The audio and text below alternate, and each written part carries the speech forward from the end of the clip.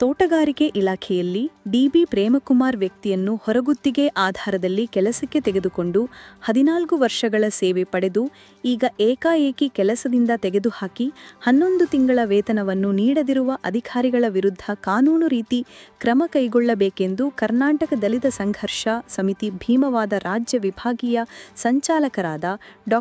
ಆಲಗೂಡು S. Chandrashekhar ಮನವಿ ಮಾಡಿದರು. T. Narasipura ಪಟ್ಟಣದ ಖಾಸಗಿ ಬಸ್ ನಿಲ್ದಾಣದ ಬಳಿ ಇರುವ ತೋಟಗಾರಿಕೆ ಇಲಾಖೆಯ ಹೊರ ಆವರಣದಲ್ಲಿ ದಸಂಸ ವಿಭಾಗೀಯ ಸಮಿತಿ ಹಮ್ಮಿಕೊಂಡಿದ್ದ ಪ್ರತಿಭಟನಾ ಧರಣಿಯಲ್ಲಿ ಭಾಗವಹಿಸಿ ಮಾತನಾಡಿ, ಇಲ್ಲಿನ ಹಿರಿಯ ಸಹಾಯಕ ತೋಟಗಾರಿಕೆ ನಿರ್ದೇಶಕರು 2025 ಏಪ್ರಿಲ್ ತಿಂಗಳಿನಲ್ಲಿ ಕೆಲಸದಿಂದ ತೆಗೆದುಹಾಕಿದ್ದು ವಿಷಯಕ್ಕೆ ಸಂಬಂಧಿಸಿದಂತೆ ಮೈಸೂರು ಜಿಲ್ಲಾ ಉಸ್ತುವಾರಿ ಮಂತ್ರಿಗಳಾದ ಡಾ.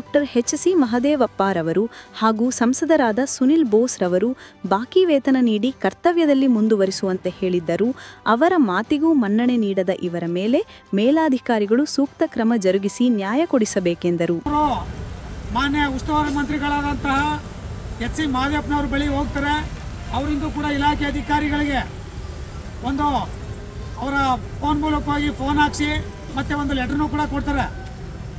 ಮತ್ತೆ ಈ ಭಾಗದ ಲೋಕಸಭಾ ಸದಸ್ಯರಾದಂತಹ ಸುನಿಲ್ ಬೋಸ್ರವರ ಬಳಿ ಹೋಗಿ ಇವರ ನೋವುಗಳನ್ನು ಹೇಳ್ಕೊಂಡಾಗ ಅವರು ಕೂಡ ಸಂಬಂಧಪಟ್ಟಂಥ ಇಲಾಖೆ ಅಧಿಕಾರಿಗಳಿಗೆ ಫೋನ್ ಹಾಕಿ ಇವರಿಗೆ ಏನು ಬಾಕಿ ವೇತನ ಬಿಡುಗಡೆ ಮಾಡಬೇಕು, ಅದನ್ನು ಕೊಡಬೇಕು, ಮತ್ತು ಇವ್ರನ್ನ ಕರ್ತವ್ಯದಲ್ಲೂ ಕೂಡ ಮುಂದುವರಿಸಬೇಕು ಅಂತ ಹೇಳಿ ಸಂದೇಶವನ್ನು ಅವರು ಪತ್ರದ ಮೂಲಕವಾಗಿ ಇಲ್ಲಿನ ಸಂಬಂಧಪಟ್ಟಂಥ ಅಧಿಕಾರಿಗಳಿಗೆ ಅವರು ನಿರ್ದೇಶನ ನೀಡ್ತಾರೆ.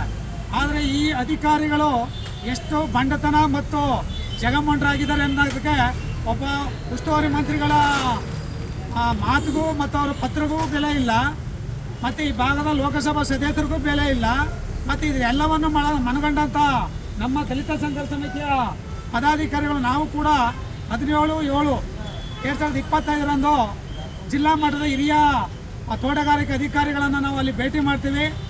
ಅವರು ನಮಗೆ ಒಂದು ಸಂದೇಶವನ್ನು ನೀಡ್ತಾರೆ. ಅಲ್ಲಿ ಯಾವುದೋ ಏನೋ ಈ ಪ್ರೇಮಕುಮಾರ್ ಅವರು 11 ತಿಂಗಳು ಬಾಕಿ ವೇತನ ಕೊಡಬೇಕು, ಅದನ್ನು ದುಡ್ದಂತೆ ಅವ್ರಿಗೆ ಕೊಡಲೇಬೇಕು, ಇದನ್ನು ನಾನು ಜವಾಬ್ದಾರಿ ತಗೊಂಡು ಅವ್ರಿಗೆ ಕೊಡ್ತೀನಿ ಅಂತ ಅನ್ನುವಂಥ ಮಾತನ್ನು ಕೂಡ ಆ ಒಂದು ಮೇಲಧಿಕಾರಿಗಳು ಹೇಳ್ತಾರೆ.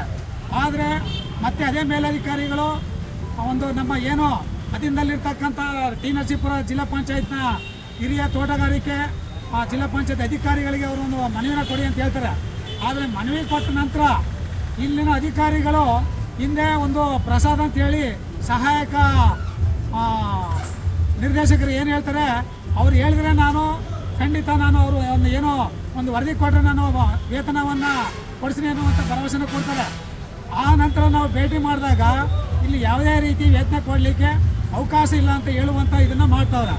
ಆದರೆ ಇವರು ತಮಗೆ ಕೊಡ್ತಕ್ಕಂಥ ಒಂದು ಸಂಬಳದಲ್ಲಿ ಏನಾದರೂ ಅಮಾನತ ಆದರೆ ಇವರಿಗೆ ಒಂದು ಅರ್ಧ ಸಂಬಳನಾದ್ರು ಬರ್ತಾರೆ.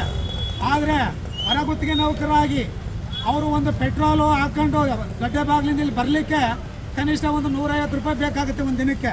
ಪೆಟ್ರೋಲ್ ಹಾಕ್ಸ್ಕೊಂಡು ಅವ್ರು ಊಟ ತಿಂಡಿ ಅಂದರೆ ಒಂದು 150 ರೂಪಾಯಿ 200 ರೂಪಾಯಿ ಖರ್ಚು ಬೀಳುತ್ತೆ. ಇನ್ನು 200 ರೂಪಾಯಿಗೆ ನಮ್ಮ ಇತ್ತೀಚಿನ ದಿನದಲ್ಲಿ ಗಾರ ಕೆಲಸ ಮಾಡ್ತಕ್ಕಂಥ ಒಬ್ಬ ಕಾರ್ಮಿಕರಿಗೆ 1,200 ರೂಪಾಯಿ ಕೊಡ್ತಾರೆ. ಆದರೆ ಇವರು ಕೆಲಸದಿಂದ ತೆಗೆದಿವಿ ಅಂತ ಹೇಳ್ತಾರೆ 11 ತಿಂಗಳಲ್ಲಿ. ಆದರೆ ಇವ್ರನ್ನ ಟಪಾಲ್ ಸೆಕ್ಷನ್ನಲ್ಲಿ ನೀವು ಕೆಲಸ ನಿರ್ವಹಿಸಿ ಅಂತಲೂ ಕೂಡ ಹೇಳ್ತಾರೆ.